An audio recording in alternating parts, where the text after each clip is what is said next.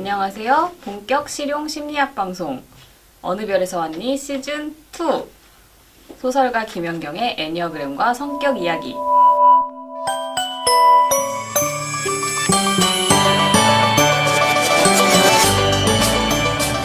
진행을 맡은 저는 완전 미친 5번 여자 김현경입니다.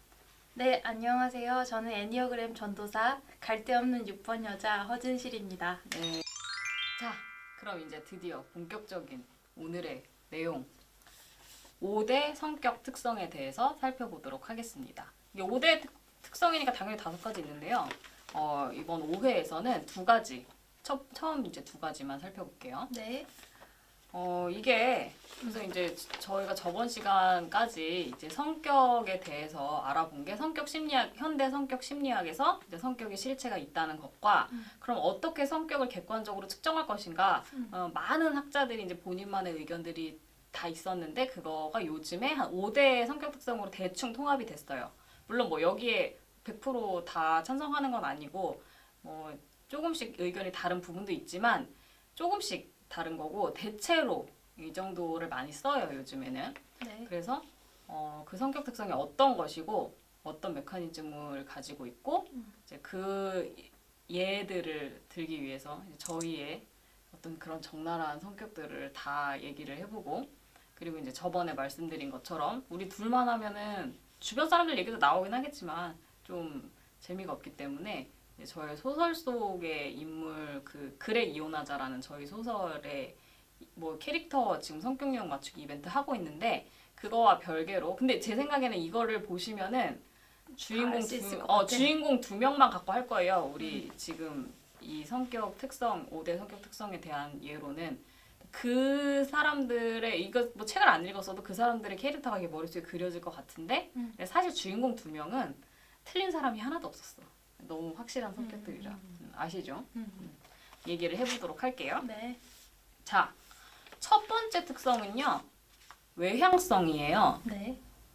외향성이 이제 높다, 낮다. 외향성이란 특성이 있고 이제 키처럼 어느 정도 수준이 이렇게 있는 건데 이게 뭐 엄청 높은 사람도 있고 엄청 낮은 사람도 있고 좀 중간이 있잖아요. 근데 이제 우리의 이제 성격 이거 테스트도 있어요. 나중에 테스트 할 건데 테스트는 나중에 하고 우리가 우선 짐작을 해볼 거예요. 우리의 네네. 성격 특성에 대해서. 네. 근데 나중에 테스트를 보면은 그게 그러니까 높은 거 상, 그다음에 중상, 중하, 하 이렇게 4개로 나눠져요. 그리고 우리도 이제 그렇게 먼저 짐작을 해보도록 할게요. 네. 외향성이라는 거는 일단 그러니까 외향성이 높다, 외향성이 낮다. 대충 이제 어떤 느낌이 드세요? 관계에 있어서 사람들과 처음 만났을 때 어떻게 하느냐, 뭐 이런 새로운 자극에 어떻게 반응하느냐에 따라서 달라지지 않을까 생각이 드는데요. 그 외향성이 높은 사람은 대충 어떤 사람일 것 같아요?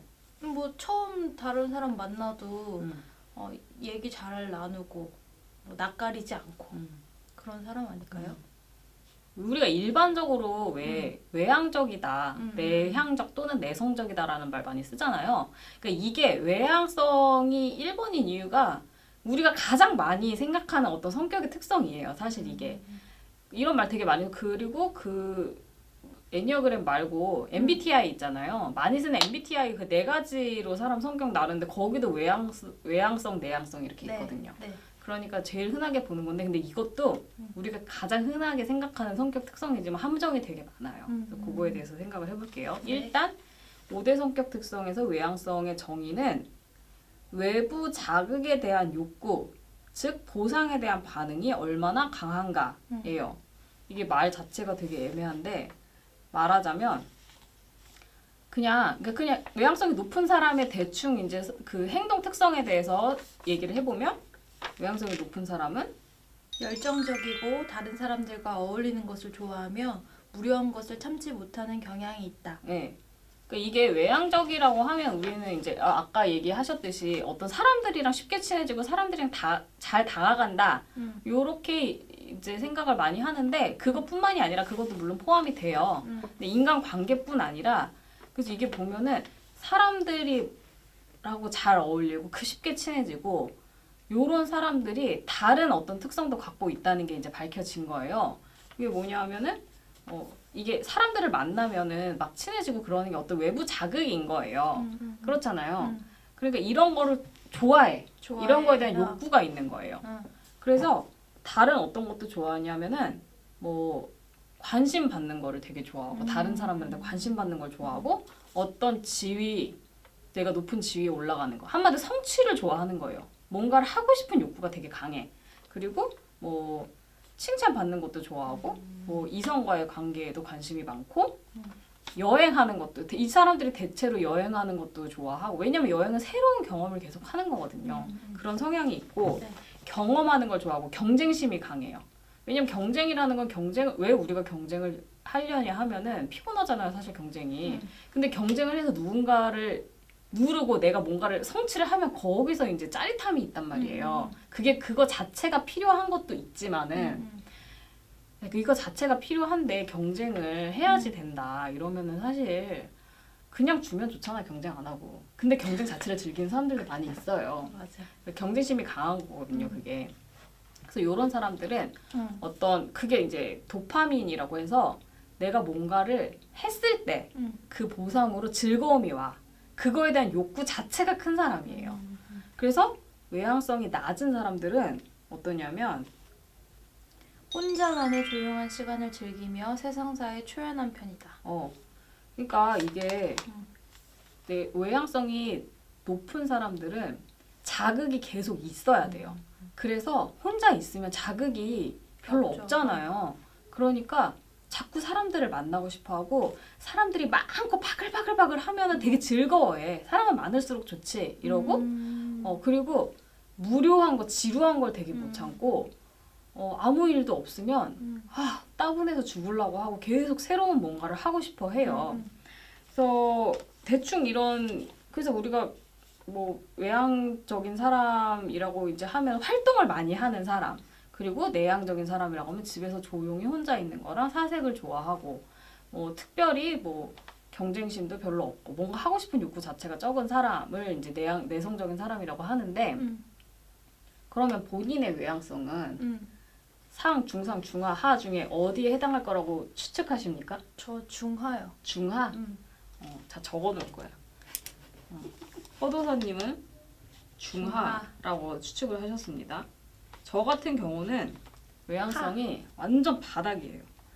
그래서 근데 이 외향성에 대해서 사람들이 되게 오해를 하는 게 있어요. 저도 오해를 많이 받았어요. 제가 내성적인 사람 중에서도 극내성이기 때문에 뭐 약간 얘기했잖아요. 외향적인 사람들은 관심, 지위, 성취, 칭찬, 뭐 여행, 경험, 경쟁 이런 걸 좋아한다고.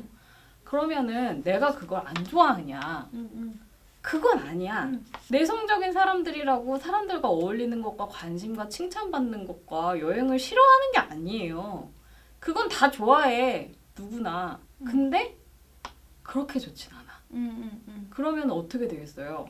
공짜가 아니잖아요, 세상은. 피곤해요. 그거를 하려면 에너지가 든단 말이에요. 그러면은 엄청 좋으면 에너지가 들고 피곤해도 그걸 하겠죠. 그리고 이제 그 에너지뿐만이 아니라 이제 리스크도 있어요. 이제 이 위험에 관한 반응은 또 다른 얘기인데 어쨌든 리스크가 있단 말이에요. 그러면은 그게 엄청 하고 싶은 리스크를 불사하겠죠. 그러나 그렇게까지 하고 싶진 않아. 그러면 리스크를 굳이 무릅쓰지 않겠죠. 네. 그렇기 때문에 이게 그러니까 사람들이 나를 되게 그렇게 생각하는 게 제가 이제 굉장히 내성적이다 보니까 저는 어디 가도 이렇게 그냥 혼자 구석에 있는 걸 좋아하고 사람 많으면은 되게 피곤해하고 그랬어요. 어렸을 땐 더 심했지. 지금이야 많이 그냥 어쩔 수 없이 사회적인 스킬을 터득했지만 그러니까 사람들은 제가 사람을 싫어하는 줄 알더라고요. 아니 근데 그러니까 제가 은근히 사람들 좋아하거든요. 네. 저 사람 되게 잘 만나고 그 모습이 되게 의외였어요. 그쵸. 물론 제가 사회적 본능이라 더 그런 것도 있지만은 그렇다고 그러니까 이게 혼자 있고 싶다고 해서 진짜 혼자 있는 것만 좋아하면 그건 성격 장애에 해당이 돼요. 그런 성격 장애도 있어요. 분열형 성격 장애라고 정말 고립돼 평생 막 정말 불 같은 데 사는 사람도 있지만 보통 사람들의 경우에는 저도 사랑받는 거 좋아하고 칭찬 받으면 좋은데 그걸 위해서 왜 저렇게까지 하는지도 모르겠다.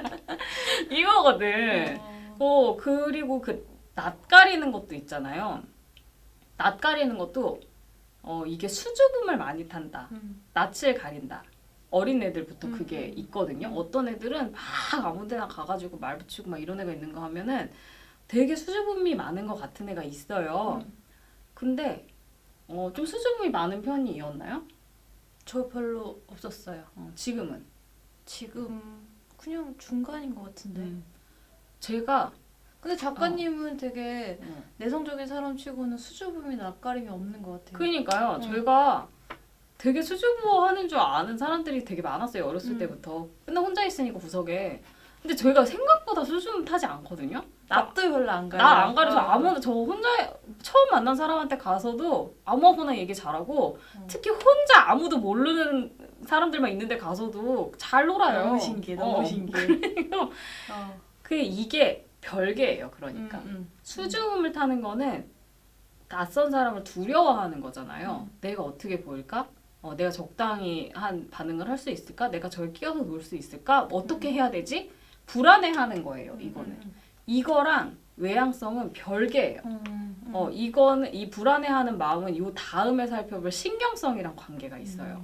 그래서 제가 이게 별개의 거는 이게 높고 이게 높을 수도 있고 이게 높고 이게 낮을 수도 있고 이렇게 될 수도 있고 둘 다 낮을 수도 있고 이렇잖아요.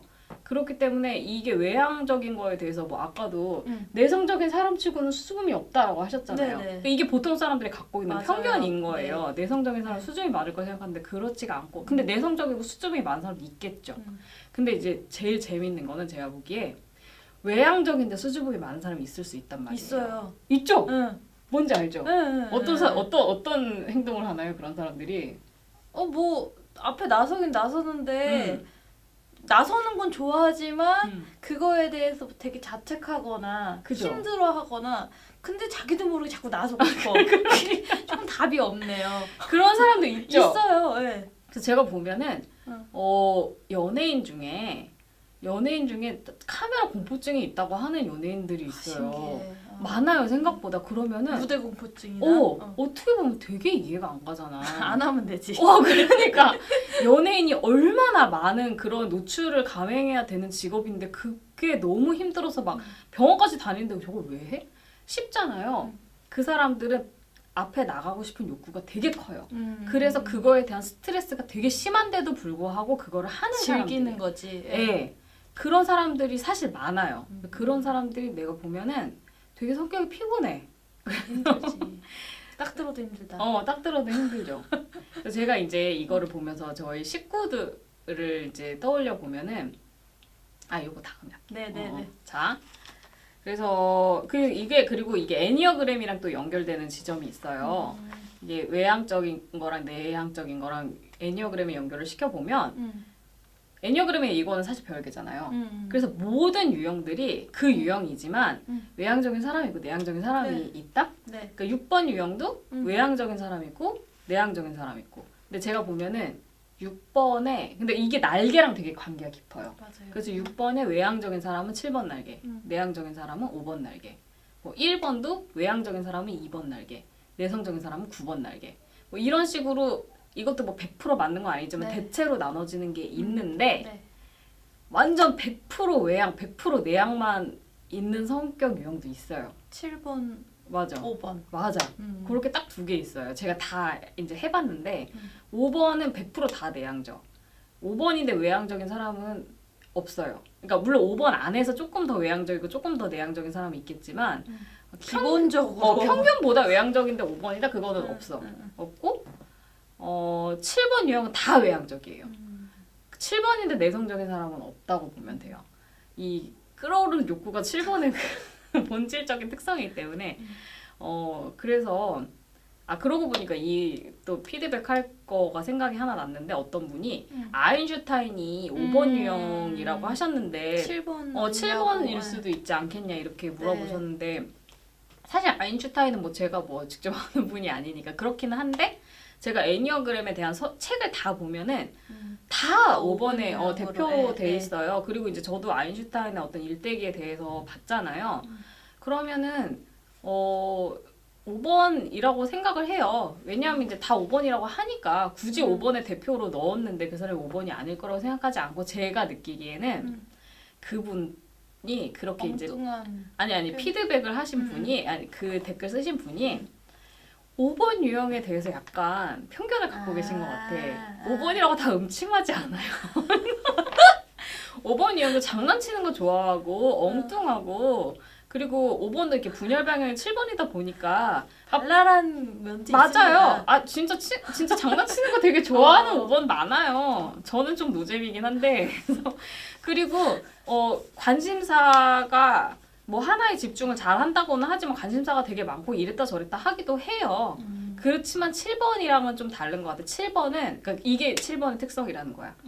7번은 그 본인의 욕구가 너무 많고 그거를 다 채우지 못할 거라는 어떤 그런 전전긍긍하는 그런 게 있는데 5번은 본인의 욕구에 대해서 다 되게 초연한 편이 하고 싶은 건 있어. 되도록이면 그거를 하려고 노력을 해. 그렇지만 그거를 못할까 봐 스트레스를 받고 그러니까 이거를 다 할 수 없다는 걸 알고 내가 갖고 있는 자원을 최대한 효율적으로 이용해서 이걸 해야지라고 생각을 하는 거지 이걸 못하면 어떡하지라고 7번처럼 그렇게 예민하게 걱정을 하는 캐릭터는 아니에요. 저는 거기서 5번이랑 7번이 되게 갈린다고 생각해요. 5번 중에 명랑한 사람이 약간 7번처럼 보일지라도 근데 그게 외향성인 거예요 사실은. 그러니까 사실 외향적인 게요. 제가 보면 외향성이 높은 사람들 주변에서 보면은 내성적인 사람보다 되게 활발하고 쾌활하고 성격 좋고 기분 좋고 그럴 것 같은데 꼭 그렇지는 않아요. 피곤해. 왜냐하면 욕구를 충족시켜야 되거든. 욕구가 있으면 충족시켜야 되잖아. 욕구가 없는 사람은 저처럼 되게 평화로워요. 꼭 해야 될 게 많지 않거든요. 초연한 어떤 그런 면이 장점이 될 수가 있어요. 그럼 여기서 이제 외향성, 전에 얘기했지만 모든 성격 특성이 존재하는 이유는 그 성격 특성에 좋은 점과 나쁜 점이 있기 때문이에요. 장점도 있고 단점도 있으니까 이 성격이 높은 사람도 있고 낮은 사람도 있고 그렇게 존재를 하는 거거든요. 네. 그러면은 외향성의 장점, 혜택이라고 하면 무엇이 있을까요? 일상에서 긍정적인 감정을 많이 느끼며 많은 성취를 할 가능성이 크다. 그렇죠? 그리고 근데 단점은? 욕심대로 살다 보면 건강이나 관계를 해치기 쉽다. 맞아요. 그러니까 이게 외향적인 사람은 일상에서 긍정적인 감정을 많이 느끼는데 이게 포인트예요. 긍정적인 감정이라는 기쁘고 이제 성취하면 좋으니까요. 즐겁고 이런 거를 많이 느껴요. 실제로 내향적인 사람보다. 근데 이게 반대로 그렇다면 외향성이 낮은 사람이 부정적인 감정을 많이 느끼냐 하면 전혀 그렇지 않아요. 그러니까 긍정적인 감정을 느끼는 변수랑 부정적인 감정을 느끼는 변수랑 완전 별개예요. 그래서 긍정적인 감정도 많고 부정적인 감정도 많은 사람이 있고 부정적인 감정도 적고 긍정적인 감정도 적은 사람이 있어요. 근데 우리가 그거를 또 오해를 하는 게 이제 제가 5번 음침하지 않다고 했잖아요. 저를 되게 다크한 캐릭터로 보는 사람이 있고 왜냐면 저는 별로 좋은 게 없어요. 사실이에요. 외향성이 굉장히 낮기 때문에 그러니까 뭐 외향적이 많은 사람들은 그런 실제로 즐거운 그런 감정을 많이 느끼고 많이 웃고 활달하게 떠들고 막 아이 좋아 막 이런단 말이에요. 근데 나는 이래도 저래도 이러다 보니까 되게 어두운 사람으로 보는 경우가 많아요. 근데 저는요 사실 별로 어둡지 않아요. 부정적인 감정도 별로 못 느껴요. 이것과는 별개로. 그래서 나를 그 왜 4번 유형이랑 엮인 이야기가 이제 많잖아요. 4번들이 여자 남자를 가리지 않고 4번 유형들이 좀 부정적인 감정을 많이 느끼거든요. 얘네가 비슷하다고 생각하고 나를 좋아해. 내가 다크한 줄 알고. 근데 내가 생각보다 너무 안 다크한 거야. 그러니까 되게 배신감을 느껴서 저한테 되게 못되게 구는 경우가 많았어요. 그리고 어떤 경우는 근데 좀 제가 어렸을 때는 좀 약간 음침해 보였던 건 사실이에요. 왜냐면 사회적인 스킬이 없어서. 근데 지금 사회적인 스킬 많이 했잖아요. 그러면 저는 부정적인 감정을 별로 안 느끼다 보니까 긍정적인 감정은 그냥 이제 제가 배웠어요. 인사치레를 웃어야 된다. 뭐 아이 좋아요. 감사합니다라고 해야 된다 배웠단 말이야. 그래서 배워서 그냥 해. 그리고 저는 막 그리고 투덜투덜 불평을 하지 않아요. 부정적인 감정을 많이 안 느끼니까. 그러니까 제가 되게 밝은 애인 줄 아는 거예요. 쟤는 엄청 긍정적이고 밝은 애야라고 생각해서 나를 좋아했는데 내가 사실 되게 시니컬해. 뭐하라? 그거 쌀데기 없는 하고 앉아있다 이러고 난 좋은지 모르겠다 뭐 이러고 이러니까 뭐지? 이거는? 이러고 또 이제 배신감을 느끼는 사람들이 많고 이게 다 저의 사회적인 스킬이 부족한 탓도 있겠지만 성격에 대해서 잘 개념이 없어서 그렇다라는 변명을 드리면서 이런 경험 없으신가요? 본인의 어떤 외향성이나 성격에 대해서? 많죠. 전 6번이니까 아무래도 가면을 많이 쓰고 하다 보니까 사람들이 가면으로 저를 오해할 때가 많았는데 그런 것 때문에 생긴 오해도 많고 트러블도 많았죠. 그럼 이 외향성에 대해서는 본인이 근데 내가 보기에는 그 외향성은 좀 중간인 것 같아요. 제가 보기에 적당한 것 같아요. 아주 외향적인 것도 아니고. 근데 중하라고 제가 생각한 이유는 할 수 있어요. 할 수 있는데 그게 저한테 막 편치는 않아요. 그러니까 저한테 제가 잘할 수 있는 거지 그게 좋거나 편안하게 느껴지진 않기 때문에 중하라고 한 거예요. 어릴 때부터 그랬어요? 어릴 때는 완전 외향성 완전 상이었어요. 아 그래요? 진짜 근데 이제 나이 먹으면서 이렇게 됐구나.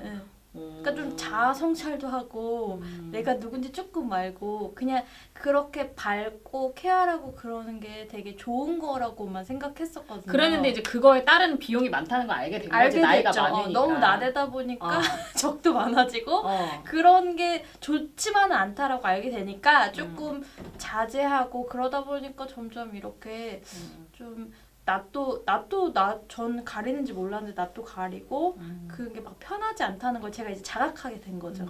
그럼 이거는 외향성보다도 신경성의 문제일 수도 있다는 생각이 들면서 신경성으로 넘어가 보도록 하겠습니다.